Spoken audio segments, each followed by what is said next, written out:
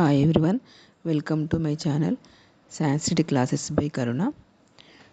Degree first year, first sem, question number 9 లో శబ్దాహ, part B question number 9 శబ్దాహ. మనం ఇంతకుముందు వీడియోలో ఫార్మెట్ చదువుకున్నాము. దేవా శబ్ద, కవి శబ్ద చదువుకున్నాం మనం. నెక్స్ట్ థర్డ్ వన్ భాను శబ్ద, పితృ శబ్ద, గో శబ్ద. సేమ్ ఫార్మెట్ ప్రకారమే రాసుకుంటే సరిపోతుంది. ఇవి కూడా ఫార్మెట్ ప్రాక్టీస్ చేసుకుని ఈ శబ్దాలు రాయొచ్చు. ఫార్మెట్ చూడండి. విభక్తి, ప్రథమ విభక్తి, సంబోధన ప్రథమ, ద్వితీయ, తృతీయ, చతుర్థి, పంచమి, షష్ఠి, సప్తమి. నెక్స్ట్ ఏకవచనం, ద్వివచనం, బహువచనం. శబ్ద, నెక్స్ట్ ఈ, ఊ, ఔ, అహ. హే శబ్ద, ఏ, ఈ, ఊ, ఔ, ఏ, అహ. ద్వితీయ మ, ఈ, ఊ, ఔ, న. తృతీయ ఆ, బ్యాం, బిహి. చతుర్థి ఔ, ఏ, బ్యాం, బెహ. పంచమి అహ, బ్యాం, బెహ. షష్ఠి అహ, ఓహ్, ఆం. సప్తమి ఆ లేదా ఈ, ఓహ్, క్షు, సు, క్షు. ఈ విధంగా ఫార్మెట్ మనం ముందు ప్రాక్టీస్ చేయాలి. ఉకారాంతః పుంలింగః భాను శబ్దః. ఉకారాంతః పుంలింగః భాను శబ్దః. విభక్తులు రాసుకోవాలి ముందు. ప్రథమ విభక్తి, సంబోధన, ద్వితీయ, తృతీయ, చతుర్థి, పంచమి, షష్ఠి, సప్తమి. ఏకవచనం, ద్వివచనం, బహువచనం. నెక్స్ట్ ప్రథమ విభక్తి ఏకవచనం భానుః. శబ్దం ఏదైతే ఇస్తారో అది రాయాలి. భానుః. ప్రథమ విభక్తి ద్వివచనం భాను. మనం గమనించాలి. నూ ఉ అంటే ఇటు సైడ్ ఉంటుంది. ఊ అంటే డిఫరెంట్గా వేరే విధంగా రాయాలి. భాను. ప్రథమ విభక్తి బహువచనం బాణవః. సంబోధన ప్రథమ విభక్తి ఏకవచనం హే భాను. ద్వివచనం హే భాను. బహువచనం హే బాణవః. ద్వితీయ విభక్తి ఏకవచనం భానుం. ద్వివచనం భాను. బహువచనం భానూన్. తృతీయ విభక్తి ఏకవచనం భానునా. ద్వివచనం భానుభ్యాం. బహువచనం భానుభిః. చతుర్థి విభక్తి ఏకవచనం భానవే. ద్వివచనం భానుభ్యాం. బహువచనం భానుభ్యః. పంచమి విభక్తి ఏకవచనం భానోః. ద్వివచనం భానుభ్యాం. బహువచనం భానుభ్యః. షష్ఠి విభక్తి ఏకవచనం భానోః. ద్వివచనం భాన్వోః. బహువచనం భానూనాం. సప్తమి విభక్తి ఏకవచనం భానౌ. ద్వివచనం భాన్వోః. బహువచనం భానుషు. ఇక్కడ మనం గమనిస్తే చూడండి, ఏకవచనంలో మనకు ప్రథమ, సంబోధన ప్రథమ సేమ్ ఉంటుంది. నెక్స్ట్ ఏకవచనంలో పంచమి, షష్ఠి సేమ్ ఉంటాయి.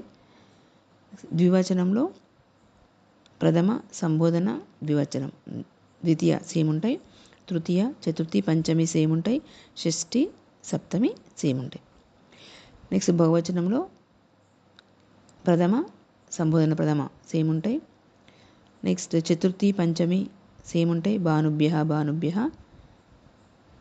ఈ విధంగా ఫార్ములా ప్రకారం మనము ప్రాక్టీస్ చేసుకోవాలి. నెక్స్ట్ శబ్దం రుకారాంతః పుంలింగః పితృ శబ్దః. ఇది కూడా సేమ్ ఫార్ములా ప్రకారమే రాసుకోవాలి. ఫస్ట్ విభక్తి రాసుకోవాలి. ప్రథమ విభక్తి, సంబోధన ప్రథమ విభక్తి, ద్వితీయ, తృతీయ, చతుర్థి, పంచమి, షష్ఠి, సప్తమి. ఏకవచనం, ద్వివచనం, బహువచనం. ప్రథమ విభక్తి ఏకవచనం పితా. ద్వివచనం పితరౌ. బహువచనం పితరః. సంబోధన ప్రథమ విభక్తి ఏకవచనం హే పితః. హే పితరౌ. హే పితరః. ద్వితీయ విభక్తి పితరం. పితరౌ. పితॄన్. తృతీయ విభక్తి ఏకవచనం పిత్రా. ద్వివచనం పితృభ్యాం. బహువచనం పితృభిః. చతుర్థి విభక్తి ఏకవచనం పిత్రే. ద్వివచనం పితృభ్యాం. బహువచనం పితృభ్యః. పంచమి విభక్తి ఏకవచనం పితుః. ద్వివచనం పితృభ్యాం. బహువచనం పితృభ్యః. షష్ఠీ విభక్తి ఏకవచనం పితుః. ద్వివచనం పిత్రోః. బహువచనం పితॄణాం. సప్తమి విభక్తి ఏకవచనం పితరీ. ద్వివచనం పిత్రోః. బహువచనం పితృషు. మనం గమనిస్తే చూడు ఇక్కడ ప్రథమ విభక్తి సంబోధన ప్రథమ విభక్తి సేమ్ ఉంటాయి.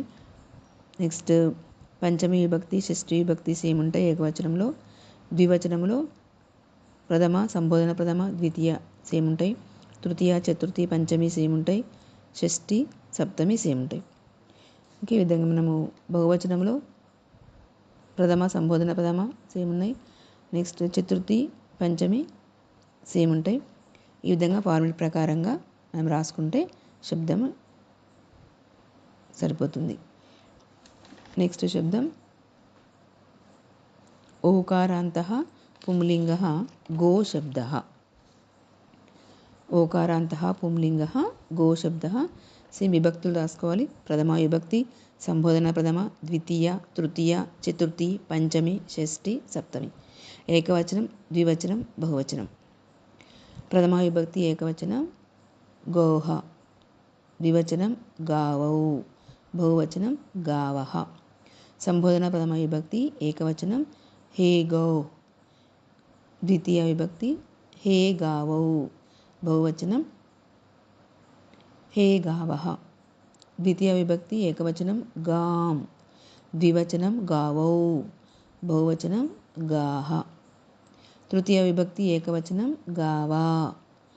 ద్వివచనం గోభ్యాం. బహువచనం గోభిః.